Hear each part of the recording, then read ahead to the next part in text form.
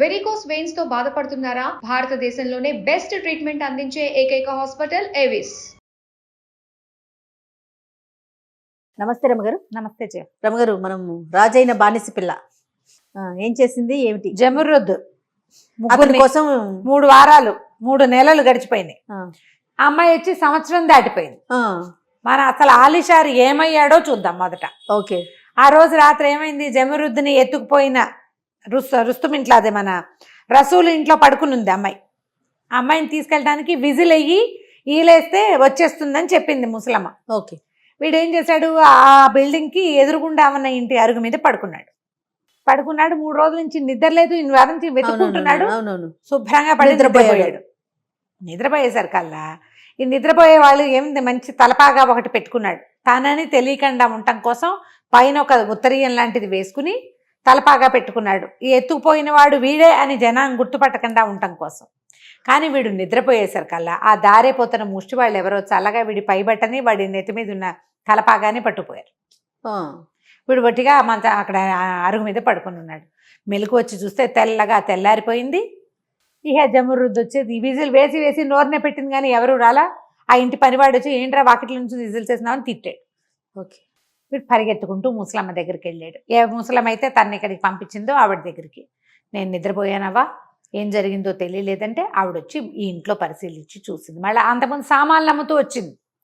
చూస్తే ఆ అమ్మాయి లేదు. ఆ ఇంట్లో వాళ్ళంతా కంగాళీగా పోటాడుకుని తిట్టుకుంటున్నారు. ఎక్కడికో పోయింది పిల్లని. ఆ రసూల్ అన్నవాడు, ఆ బర్సూమ్ అన్నవాడు, అన్న తమ్ముడు ఒకళ్ళొకళ్ళు వాళ్ళు ప్లాన్ చేసే కదా ఈ పిల్లని షిఫ్ట్ చేశారు.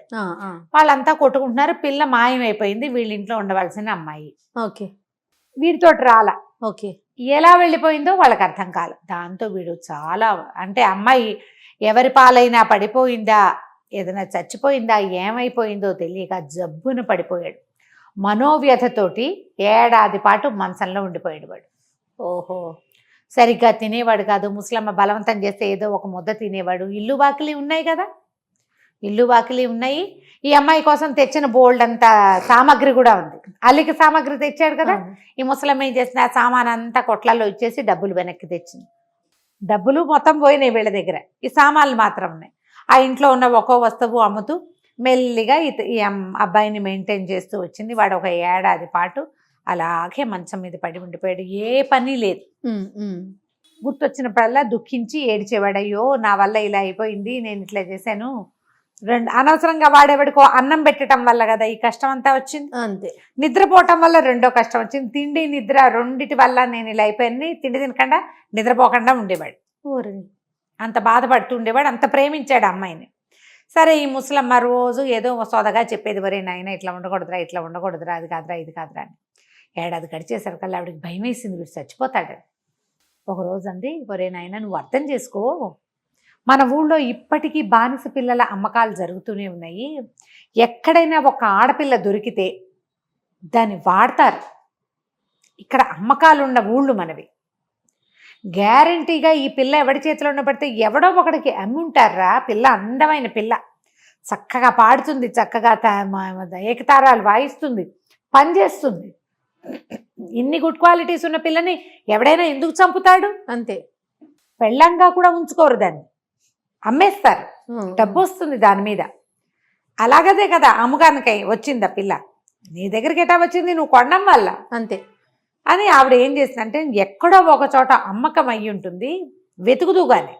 వెతకాలంటే నువ్వు ముందు బతికుండాలి కాదు, దానికి తినాలి, తాగాలి, పడుకోవాలిరా అని బాగా బోధించింది. అయితే వాడికి ఒకనాటి రాత్రి ఒక కల్లాగా వచ్చింది. ఆ అమ్మాయి ఏకతారా వాయిస్తూ అందంగా నవ్వుతుంది. బతికే ఉందన్న ఒక ఊహ వచ్చింది. తెల్లారేసరికి ఆ కళ వచ్చిన టైము అవన్నీ ముసల్దానికి చెప్పకుండా ఎవరో ఫకీరికి చెప్పాడు. ఇట్లా నా ప్రేయసి కనపడలేదు, కల్లో ఈ టైంలో కనిపించిందంటే ఆయన కొన్ని లెక్కలేసి అమ్మాయి బతికేంది, నీకోసం వేచి ఉందని చెప్పి.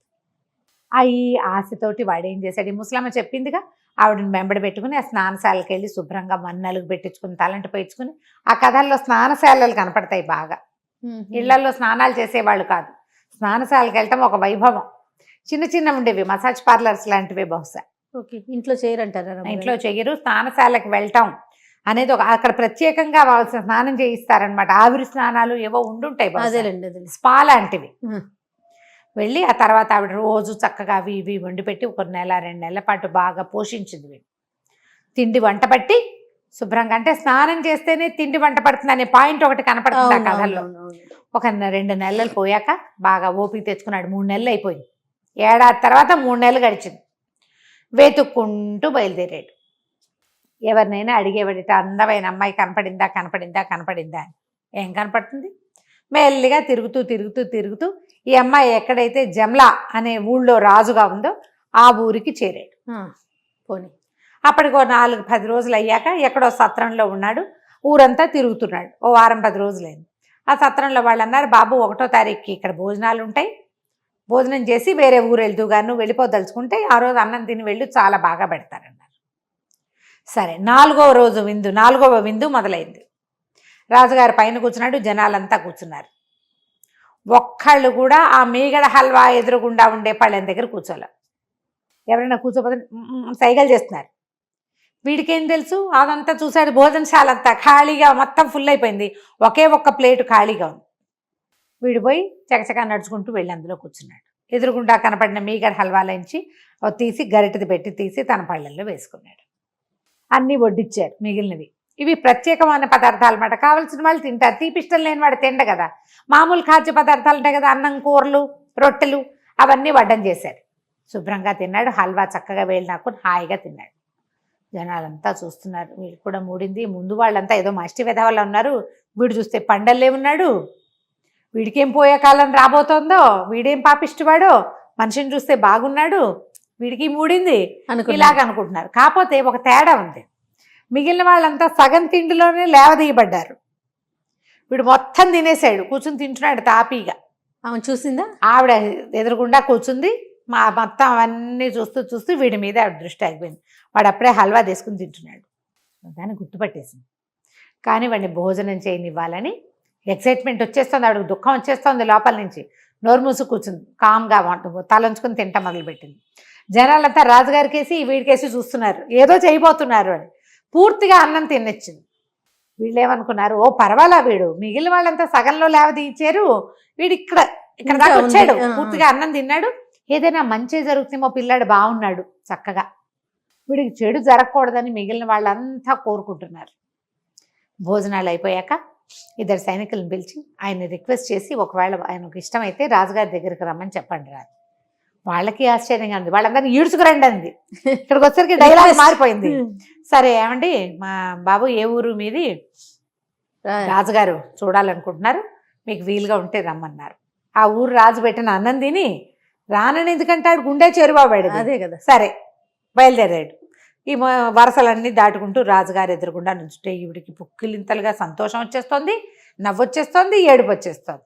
ఏ ఊరు మీది అన్నాడు. అనేసరికల్లా ఖురాసాన్ నగరం అండి, నా పేరు ఆలీషారు, మా నాన్న చాలా పెద్ద వ్యాపారస్తుడు, వ్యాపారంలో నష్టపోయారు, నేను సరిగ్గా చేయలేదు, ఎట్లాగో ఒక పిల్లని బానిసగా కొనుక్కున్నాను, డబ్బులు నావి కాదండి, పాపం అమ్మాయివే, అమ్మాయి డబ్బులతోటే అమ్మాయిని కొనుక్కున్నాను, ప్రాణాధికంగా ప్రేమించాను, ఏడాది మీద 3 నెలలు అయింది, ఆమె తప్పిపోయింది నా దగ్గర నుంచి, ఆమె కోసం వెతుకుతూ ఈ నగరానికి వచ్చానండి అని బేరమనేసి ఇరుచుకు పడిపోయాడు. జనాలంతా హాహాకారాలు చేశారు, అయ్యో అయ్యో ఏమిటి ఇలా అయిపోతుంది అని. సరే అక్కడి నుంచి నీళ్లు చల్లండి, పన్నీరు చల్లండి అంటే రోజు వాటర్ తెచ్చి మొహం మీద చల్లి లేవదీశారు, మొహం తుడిచారు. వాడు ఏడ్చేస్తున్నాడు బలబల. ఇంతకాలం ఎందుకు చేసావు, వెంటనే వెతకలేదా? చచ్చిపోయింది అనుకున్నాను, జబ్బు పడిపోయాను, సంవత్సరం పాటు మంచంలోనే ఉన్నాను, 3 నెలల నుంచే కొంచెం కోలుకుని ఆమెను ఒక్కో ఊట్లోనూ వెతుక్కుంటూ వస్తున్నాను, ఈ నగరాన్ని చేరాను, ఇక్కడ ఎక్కడా కనపడలేదు, ఇంకో నగరానికి వెళ్ళి వెతుక్కోవాలి అంటే ఈవిడ చాలా దుఃఖం దాచుకుంది పాపం. దాచుకుని వీళ్ళందరూ మిగిలిన వాళ్ళంతా ఏమనుకుంటున్నారంటే, ఎవరిని ఇప్పుడు రాజు ఇంత మాట్లాడి ఇసుక బాక్సు పొల్లా తెప్పించలేదంటే వీడికి ప్రధానమంత్రి పదవో, ఏదైనా సైన్యాధిపతి పదవో, నగరాధిపతివో ఏదో ఇవ్వబోతున్నాడు రాజు అనుకున్నారు.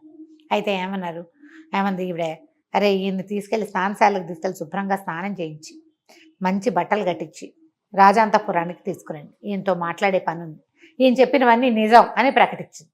జనాలంతా సంతోషించారు. పోనీలే మొహం చూసి మోసపోయినట్టు కాకుండా వీడు కొంచెం శుభ్రంగా చూడడానికి బాగున్నాడు, వాడు చెప్పిన కథ కూడా వాడికి బాగుంది, వాడు భగ్న ప్రేమికుడు లాగానే కనపడుతున్నాడు బిక్కమొహం వేసుకుని. పైగా ఆ అమ్మాయి పేరు తెలుసుకోగానే డామని విరుచుకుపడిపోయాడు, కళ్ళు తిరిగిపోయేవాడు, స్పృహ తప్పిపోయాడు. జనాలంతా ఎవరి దారిని వాళ్ళు పోయారు భోజనాలు చేసి. అక్కడి నుంచి సాయంకాలం ఈయన సత్రంలో దిగాడు కదా ఒక చోట, అక్కడి నుంచి అతను సామాన్లు తీయించారు సైనికులు, ఈయన స్నానశాలకు తీసుకెళ్లారు. అదొక మర్యాద అనమాట. స్నానం చేయించారు, మంచి రాజోచితమైన బట్టలు కట్టించారు, అంతఃపురంలోకి తీసుకెళ్లారు. తీసుకెళ్తే సరే భోజనం వడ్డిచ్చారు. పొద్దున ఒక భోజనం చేశారు కదా, చీకటి పడ్డాక మళ్ళీ పెడతారుగా భోజనం. సరే భోజనం రాజుగారు కూడా పక్కనే కూర్చున్నాడు. రాజుగారికి వడ్డిచ్చిన లాంటి పళ్ళెమే పెట్టారు, అన్ని పదార్థాలు పెట్టారు. భోజనం బాగుందా, అంతా కులాసాగా ఉందా, అంతా ఇదిగా ఉందా అదిగా ఉందా అని అడుగుతుంది. అన్నీ బాగున్నాయని చెప్తున్నాడు. మరి ఇప్పుడు ఏం చేస్తావు, బానిస పిల్లలు దొరికితే ఏం చేస్తానండి, జీవితాంతం ప్రేమిస్తాను. ఆ అమ్మాయి ఇచ్చాకే నా జీవితం మారిపోయింది, నన్ను నాతో అంత ప్రేమగా ఉన్న వాళ్ళే లేరు అని కళ్ళ నీళ్ళు తుడుచుకున్నాడు. సరే భోజనం అయింది, భోజన పాత్రలన్నీ తీశారు. తీసేసిన తర్వాత అంతఃపురంలోకి పడుకుందురు కానీ రండి అని తనతో పాటు తీసుకెళ్ళింది. ఒక హంసతూలికా తల్పం లాంటిది ఒక తల్పం ఉంది, ఆ తల్పం మీద కూర్చోబెట్టింది. ఆ పక్కన కూర్చొని మీరు ఏం బిజినెస్ చేసేవాళ్ళు, మీకు ఎలాంటి బిజినెస్ అంటే, మరండి నాతో పాటు ఉన్న జమరుద్దు ఎంత బాగానో అల్లుతుంది పరదాలు, ఎంత బాగా అల్లుతుందని మళ్ళీ కళ్ళ నీళ్ళు పెట్టుకున్నాడు. పెట్టుకునేసరికల్లా అమ్మాయికి నవ్వొచ్చింది. అన్నిటికీ ఏడుస్తున్నాడు వాడని. పక్కపక్క నవ్వి, ఇంకా నీ బానిసని గుర్తించలేదా ఆలీషాన్ నువ్వు అని అడిగింది. అడిగేసరికల్లా అప్పటిదాకా బేస్ వాయిస్లో మాట్లాడుతున్న రాజు గొంతు సడన్గా ఆడపిల్ల గొంతులాగా మారిపోవటం, ఆ గొంతు తనకు తెలిసిన గొంతు అవడంతో వీడు నిర్ఘాంతపోయి తలెత్తి చూశాడు. ఆ దీపాల వెలుగులో రాజుగారి మొహం స్పష్టంగా కనపడింది. అంతకుముందు బట్టలు ఎలా ఉండేవి, ఓ టోపీ, ఒక ఇలా జులపాలుగా జుట్టు, మొహం స్పష్టంగా కనపడలా. భోజనాల దగ్గర కూడా ఈవిడ ఇలాగే ఉంది, సింపుల్ అలంకారంతో, నెత్తి మీద టోపీలు గీపీలేవు. రాజుగారి మొహాలకి ఇలాగేం చూస్తామని ఆయన చూడలేదు. అదే ఇప్పుడు చూసేసరికల్లా వాడికి సరిగ్గా జమరుదు మొహమే, బట్టలు మాత్రం మగ బట్టలు ఉన్నాయి అంతే, మగవాళ్ళు వేసుకునే దుస్తులు అవి. వాడు జమరుద్దంటూ మళ్ళీ స్పృహ తప్పి పడిపోయాడు. అది మొహం మీద నీళ్ళు చల్లి, ఇంకా ఎన్నిసార్లు స్పృహ తప్పి పడిపోతావు, ఇలా పెళ్ళాన్ని గుర్తించని వాడు ఎవడైనా ఉంటాడా లోకంలో, ఏ వేషం వేసుకున్నా గుర్తించాలి, ఒట్టి ప్రేమ ఉంటే సరిపోతుందా, బుర్ర ఉండద్దా అని అడిగింది. అడిగేసరికల్లా అప్పుడు వాడు గుర్తుపట్టాడు. ఇలా వచ్చావు ఏంటంటే, ఈ జరిగిన కథ అంతా చెప్పింది. ఇలా జరిగింది, సంవత్సరం 4 నెలల నుంచి ఇందులోనే ఉన్నాను, నేను ఇక్కడే ఉండిపోయాను, వాళ్ళు ఇట్లా చేశారు, ఓ దొంగ ఎత్తుకుపోయాడు, కథ అంతా చెప్పుకుంది. రాత్రి సంతోషంగా గడిపారు. మర్నాడు పొద్దునే రాజు వేషంలోనే ఈవిడ అందరినీ పిలిచి నేను నా రాచరికాన్ని వదిలిపెట్టేసుకుంటున్నా, మీరు మళ్ళీ నగర ద్వారాల దగ్గర వేచుండి కొత్త రాజును వెతుక్కోండి, నేను అసలు మగవాడినే కాను, స్త్రీని చెప్పేసింది. స్త్రీని, నా భర్తను వెతుక్కోవటం కోసం నాకు భగవంతుడు ఇచ్చిన దారిగా దీన్ని తీసుకున్నానంటే అందరూ ఆశ్చర్యపోయారు. కానీ ఎక్కడ అసంబద్ధమైన నిర్ణయాలు కానీ వ్యతిరేకత లేదు. అంటే ఈ అమ్మాయి చేసింది, ఈ సంవత్సరం పాటు చాలా నీతిపరుడైన రాజు పరిపాలనలో ఉన్నామనే భావించారు వాళ్ళు. నిన్న మీరందరూ చూసిన భోజనశాలలో చూసిన ఆలిషానే నా భర్త, నన్ను ఒక బానిస పిల్లని నాకు భగవంతుడి అవకాశం ఇచ్చాడంటే వాళ్ళంతా చాలా చప్పట్లు కొట్టారు. బానిస అయితే ఏమిటి, అమ్మాయి ఎంత అద్భుతమైన పని చేసింది, చాలా సంతోషించి ఇంకో రాజును వెతుకుంటామని ఆవిడకి మాటిచ్చి చక్కగా ఈ మొత్తం ప్రజలందరూ తలా ఒక గిఫ్ట్ ఇచ్చారట రాజుకి. ఇవి రాజరికం నుంచి ఈవిడికి వాళ్ళని వెలలేని రత్నాలు, వజ్రాలు, బంగారం, డబ్బు, బట్టలు, ఆహార పదార్థాలు రెడీ చేసి కొన్ని ఒంటెల్ని కూడా కానుగ్గా ఇచ్చి భార్యాభర్తలు ఇద్దరిని ఖురాసాన్ నగరానికి పంపించేశారు. మర్నాడు వాళ్ళు ఇంకో రాజును వెతుకున్నారు. వీళ్ళిద్దరూ తమ ఊరికి వచ్చేసి, ఆ అమ్మాయికి అల్లిక పని వచ్చు కదా, కొంతమంది పని వాళ్ళని పెట్టుకుని ఈ డబ్బుతోటి చక్కగా వ్యాపారం పెట్టుకుని చాలా పెద్ద వ్యాపార సామ్రాజ్యాన్ని విస్తరించుకున్నారు. హాయిగా కలుసున్నారు, ఎంతో కాలం పాటు సుఖంగా ఉన్నారు. బోళ్ళంత మంది పిల్లల్ని కూడా కన్నారు. కథ కంచికి మనం ఇంటి.